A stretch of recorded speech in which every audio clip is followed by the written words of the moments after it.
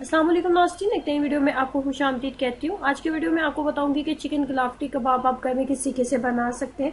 Chicken कलाफ्टी कबाब बनाने के लिए मैंने 1 किलो के करीब चिकन लिए। 1 किलो के करीब हम चिकन का इस्तेमाल करेंगे और इसमें सबसे पहले हमने लिया 4 बड़े खाने के चम्मच बेसन। 4 बड़े खाने के चम्मच बेसन लेंगे और उसको आपने हल्का सा भून लेना है। जब उसके अंदर बहुत अच्छी सी खुशबू आने लगी है तो मजीद हम इसके अंदर डालेंगे 8 से 10 अदद गोल लाल मिर्चें। इसके बाद 2 बड़े खाने के चम्मच खुश्क धनिया और 2 बड़े टुकड़े मैंने दालचीनी के डाले हैं इसके अंदर। इसको भी बेसन के साथ हल्का सा भून लेंगे। उसके बाद हमने डालनी है 2 से 3 चुटकी बराबर इसके अंदर अजवाइन। इसे ज़्यादा मत डालें, अजवाइन का इस्तेमाल सिर्फ 2 चुटकी बराबर ही आप इसके अंदर करें। अजवाइन डालने के बाद आपने फ्लेम को बंद कर देना है। फ्लेम बंद कर देंगे और उसके बाद हम इसके अंदर सबसे लास्ट पे हम इसके अंदर डालेंगे सफ़ेद ज़ीरा। सफ़ेद ज़ीरे का हम इस्तेमाल इसके अंदर करेंगे। जब तमाम चीज़ों को आपने हल्का सा भून लिया, तमाम चीज़ों की बहुत अच्छी से खुशबू आने लगी है तो आप इन तमाम चीज़ों को पीस लेंगे। बेसन समेत हम इन तमाम चीज़ों को बहुत अच्छे तरीके से पाउडर फॉर्म में बना लेंगे। उसके बाद मज़ीद हमें इसके अंदर चीज़ें जो चाहिए थी वो थी जायफल जवित्री का पाउडर। 4 अदद हम इसके अंदर सब्ज़ इलायची का इस्तेमाल करेंगे। 4 से 5 अदद सब्ज़ इलायची और 2 अदद काली इलायची का इस्तेमाल करेंगे, जिसको बड़ी इलायची का नाम भी दिया जाता है। बड़ी इलायची का इस्तेमाल करेंगे। इन सबको भी हम पाउडर फॉर्म में बना लेंगे। इसमें 1 किलो के करीब मेरे पास चिकन है, उसको मैंने पपीता लगा दिया था। पपीता लगा के कम से कम आधे घंटे के लिए आप इसको जरूर रखें। आधे घंटे से ज्यादा आप इसको ना रखें, आधा घंटा काफी है इसको पपीता लगा के रखने के लिए। उसके बाद आपने इसको डालना है चॉपर में। चॉपर में डालने के बाद तकरीबन आपने आधी गट्ठी के बराबर आपने इसके अंदर डालना है सब्ज धनिया। उसके बाद हम इसके अंदर ब्राउन प्याज का इस्तेमाल करेंगे। एक मीडियम साइज का मैंने प्याज दिया था और उसको मैंने ब्राउन कर लिया।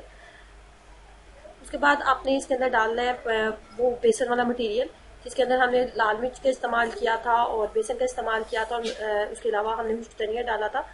इसके बाद मैंने जो आपको बताया था सब्ज़ इलायची, बड़ी इलायची और इसके अलावा हमने इसके अंदर जायफल जवित्री का पाउडर मजीद डाला है। इसके बाद हम इसके अंदर डालेंगे 1 चम्मच के बराबर लहसुन और अदरक का पेस्ट।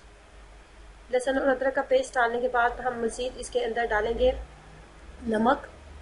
अब हम चापर को इतनी देर तक चलाएंगे कि तमाम चीज़ें बहुत अच्छे तरीके से पेस्ट फॉर्म में बन जाए। इस तरह जब तमाम चीज़ें बहुत अच्छे तरीके से पेस्ट फॉर्म में बन गई है तो अब मैं हाथों के ऊपर लगाऊंगी थोड़ा सा कुकिंग ऑयल। कुकिंग ऑयल लगाने के बाद इसको मुनासिब सी गोल सी शक्ल दे लेंगे और थोड़ा पतला हम इसको रखेंगे। इस तरह बहुत ज़्यादा मोटा आप इसको नहीं बनाएंगे, दरमियान से हम इसको पतला रखेंगे और किनारों से, ताकि ये बहुत अच्छे तरीके से कुक हो जाए।